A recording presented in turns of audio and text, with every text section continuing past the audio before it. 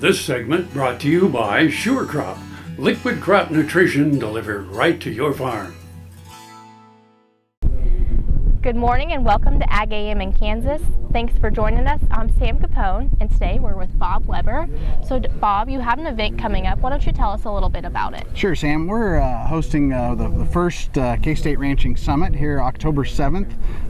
The event will be on campus at the Student Union Ballroom, right in front of the ASI Friends and Family event. But we've put together a program centered around beef producers and ranchers building their business management skills. We look forward into sort of the farm economy, and we anticipate it's going to get tighter on both sides of the fence, the crop side and the cattle side.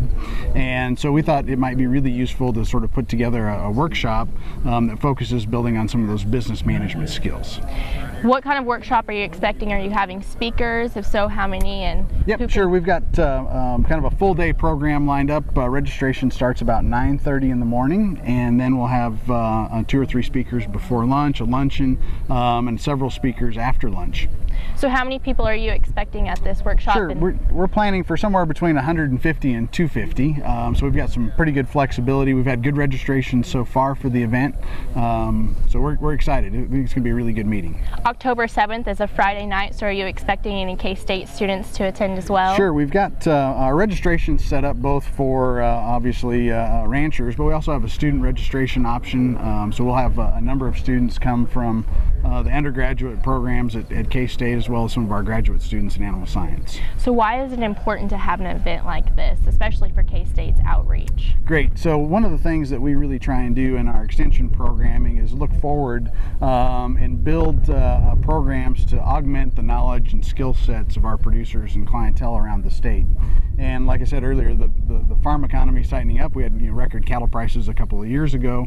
We've almost cut those in half, and so we want producers to sort of approach their decision making and business management with some new skills, or sort of backfilling some of those skill sets around really sort of thinking through how do we define profit. So Burke Teichert, a well-known speaker in beef circles, is coming to talk about that very idea of how do we define profit in cow-calf systems.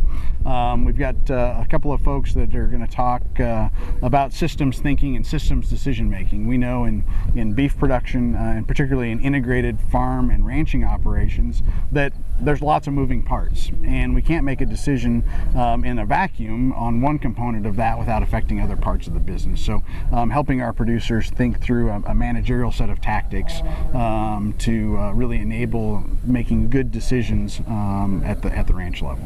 Now, if someone wants to participate in this workshop, how do they get enrolled? Sure. The easiest thing is to go to our Beef Extension website. That's ksubeef.org, and we've got all of our current events listed there on the website. After today's event here at the Stalker Unit, we're going to move Ranching Summit's going to be on the top of the list. So just go to that website. You can download the full program and see all of our speakers listed there. And there's online registration through the end of September. And also, if you want to do sort of the traditional paper form, send in a check, you can do that as well. Yeah. Well, you heard Bob. If you're interested in the event, go ahead and go to ksubeef.org. And thanks for joining us today on AGam in Kansas. Thank you.